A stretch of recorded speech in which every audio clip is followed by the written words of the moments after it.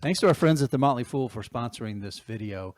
Check out the link below, fool.com/the smattering, to get access to the 10 best stocks to buy right now.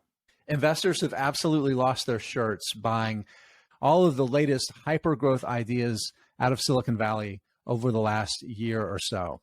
But there's a company that came out of that same group that is absolutely minting money. And there's one indicator that tells me it is very likely to continue to be a big winner going forward. This is The Smattering. I'm Jason Hall, and we're going to talk a little bit more about that here. And I've got one person who, honestly, Tyler Crow might be the least likely person on this planet to fall in love with a cloud-based platform, high-growth tech stock, but he is a big fan of Airbnb. Hey, Tyler. That's a great introduction for me, but what can I say? It's eventually one of them was going to catch my eye, and this was the one that did it. And it's one that you use, right? Somebody that travels a pretty fair amount. You've used, to be fair, yeah. And that's really helpful in understanding the value. But at the end of the day, when you do the math, this is the thing that's really impressive. And we're not going to bury the lead here. And what I want to talk about to start off with is that metric. And that's that this is a really profitable company, not just on a GAAP basis with net income, but also, Tyler, one of your favorite metrics, and that's cash flow. It all comes down to free cash flow per share at the end of the day. That's really all I care about. And that's what has caught my eye with Airbnb over so many of these other companies.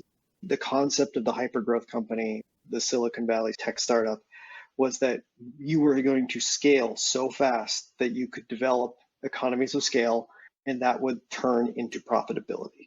You'd end up spending a lot of money or getting that scale. That hasn't necessarily worked out for a lot of the companies that have gone public. We were talking before this. Uber and Lyft have been trying a lot longer as publicly traded companies than Airbnb has, and they're still struggling with that concept of profitability or free cash flow, removing stock-based compensation. I want to be specific here. A metric I've heard. Those ones. Tyler, I think you should. I've heard other investors refer to it like as true free cash flow. And you look at Lyft, and Lyft is really struggling. Uber, in their core business, they've had some real positive success over the past year as they've expanded the food delivery business, and they generated $600 million in operating cash flow last year, over $300 million in free cash flow. But they also issued $1.7 billion in stock-based compensation. So you never hear companies issue press releases touting how much stock they awarded to insiders. They issue lots of press releases talking about their stock buyback plans, but that's the real impact. Eventually, that free cash flow is going to go back to buying back shares, and that's why you have to factor it in. But one of the things we talked about in getting ready to record this is that this is a company that went public in 2020. And Tyler, I can't really think of a worse time to have gone public if your business is basically short-term stays, right, and travel. And long-term stays have become a bigger part of it, but they went public pandemic. Yeah, I'm not going to lie. I may have been personally very responsible for helping keep Airbnb alive during 2020. My wife and I were actually evacuated from our house and had to live in Airbnbs for 13 months as a result. Airbnb, you're welcome. But it's amazing how quickly it has scaled. And if you think of the mechanics of it versus an Uber or a Lyft, I think the thing to me that really stood out was the ubiquity of the brand. And there's not as much competition for this type of product. If I want to catch a ride with a ride share, I'm probably going to check Uber. I'm probably going to check Lyft. There's really no like stickiness. Or you might hop in a taxi, right? There's substantial competition. Versus Airbnb, yeah. Vrbo is out there. And Vrbo's out there. Expedia, is it Expedia that owns Vrbo? The parent company that owns it. Booking.com has one too with Booking Holdings. There's a couple out there, but they just haven't quite had the ubiquity. Airbnb's become the verb. I'm Airbnb-ing this, that ubiquity where it's associated with a name. And that really helps because your marketing spend goes down. You don't need to be as present in the face. Your customer acquisition costs start to scale down. And that's where the profitability for this company has really taken off. I'll bring up a screen share.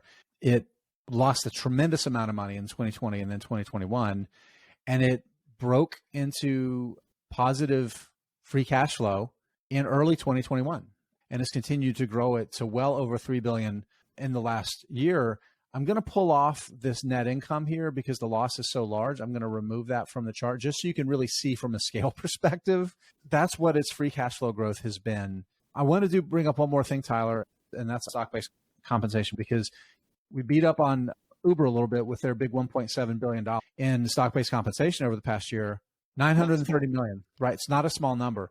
But the key is that it's generating so much free cash flow and growing that free cash flow above and beyond that amount of stock-based compensation. And that stock-based compensation has come down, that the per share growth of that free cash flow, as you talked about earlier, continues to be really attractive. Even if you X out stock-based compensation, we're looking at a company that's throwing off about $2.4 billion in free cash flow annually, or an annual run rate, and potentially up from here.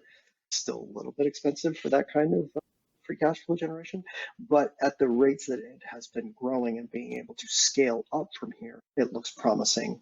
Maybe not I'm going to run out and buy it today, but it is certainly makes it a much more, this is going to be on my list, and I want to keep really good track of it because of the companies that have emerged from this. We're going to go public and then figure it out later.